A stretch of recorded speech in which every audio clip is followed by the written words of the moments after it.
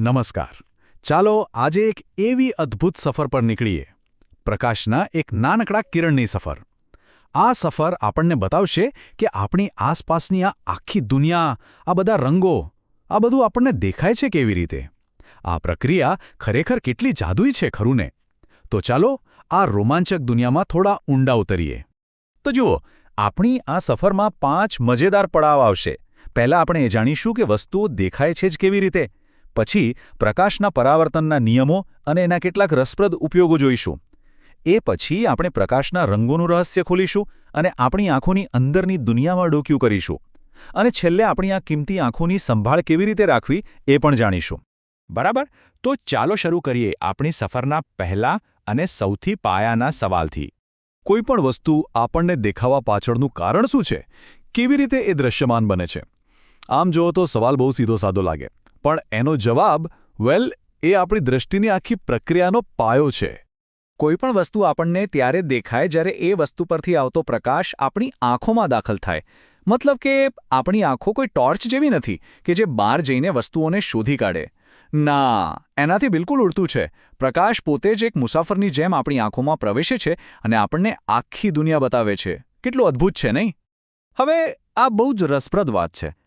આપણી આંખો સુધી આ પ્રકાશ 2 રીતે પહોંચી શકે.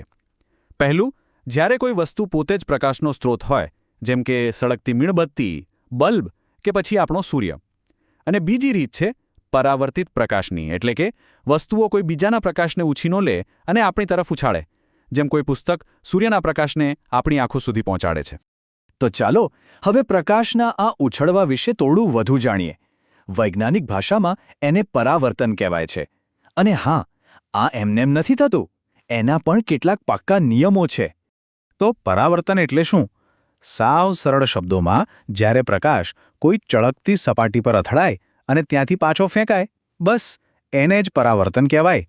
આપણે રોજ અરીસામાં જે આપણું પ્રતિબિંબ જોઈએ છે ને, એ આ જ પરાવર્તનને કારણે છે.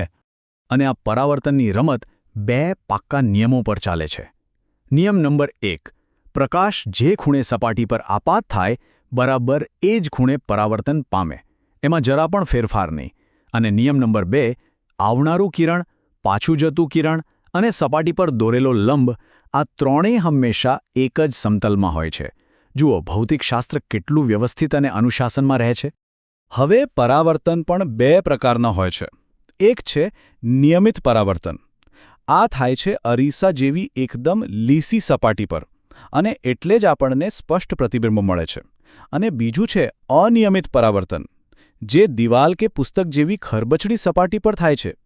અહીંયા પ્રકાશના કિરણો બધી દિશામાં ફેલાઈ જાય છે.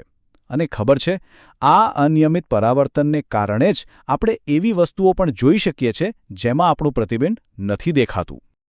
ચાલો, હવે જ્યારે આપણે નિયમો જાણી લીધા છે, તો એ જોવાની મજા આવશે કે આ નિયમોનો ઉપયોગ કરીને કેવા જબરદસ્ત સાધનો બનાવી શકાય છે. 1 મિનિટ, એકવાર પરાવર્તિત થયેલો પ્રકાશ શું ફરીથી પરાવર્તિત થઈ શકે? જવાબ છે હા, બિલકુલ. અને આ એક કરતાં વધુ વાર થતું પરાવર્તન, એટલે કે બહુવિધ પરાવર્તન, એ જ તો ઘણા જાદુઈ સાધનો પાછળનું અસલી રહસ્ય છે. જેમ કે પેરેસ્કોપ. સબમરીનમાં બેઠા બેઠા દરિયાની સપાટી પર શું ચાલી રહ્યું છે એ કેવી રીતે જોવાય? બસ આ જ રીતે. જુઓ, બહારથી આવતો પ્રકાશ પહેલાં ઉપરના અરીસા પર 45 ડિગ્રીના ખૂણે અથડાય છે અને નીચે તરફ વળે છે.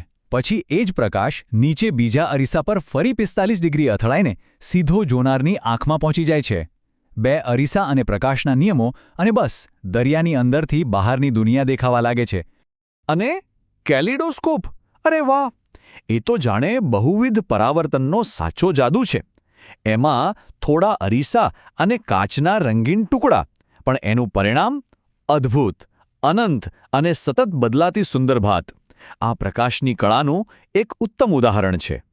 સારું, તો હવે આપણી આ પ્રકાશના કિરણની સફર એક બહુ જ રસપ્રદ વળાંક લઈ રહી છે.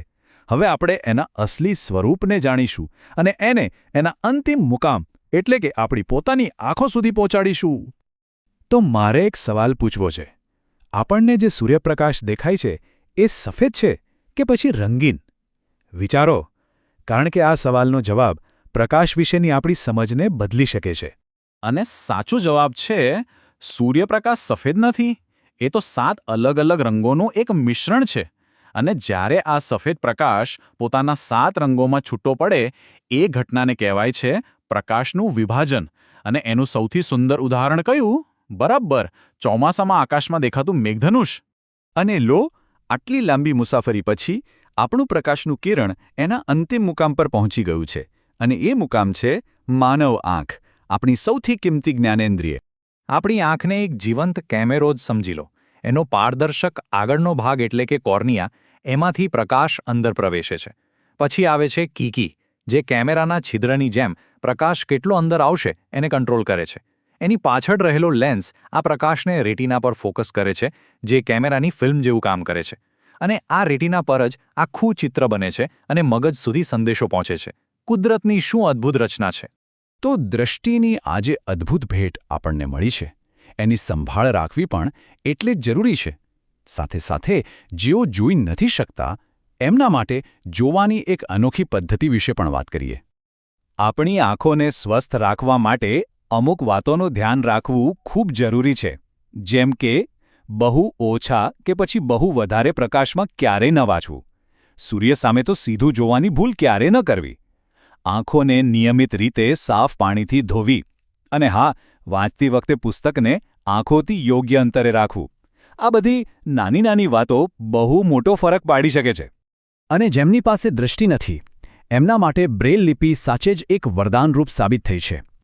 એ એક એવી દુનિયાના દરવાજા ખોલે છે જેને માત્ર સ્પર્શથી જાણી શકાય છે. લુઈસ બ્રેલ, એમણે આ અદ્ભુત પદ્ધતિ વિકસાવી. એમાં કાગળ પર ઉપસાવેલા ટપકાઓની એક ખાસ ભાત હોય છે. આ ટપકાઓને આંગળીના ટેરવાથી સ્પર્શ કરીને વાંચી અને લખી શકાય છે. માનવતા અને બુદ્ધિનું આનાથી સુંદર ઉદાહરણ બીજું શું હોઈ શકે?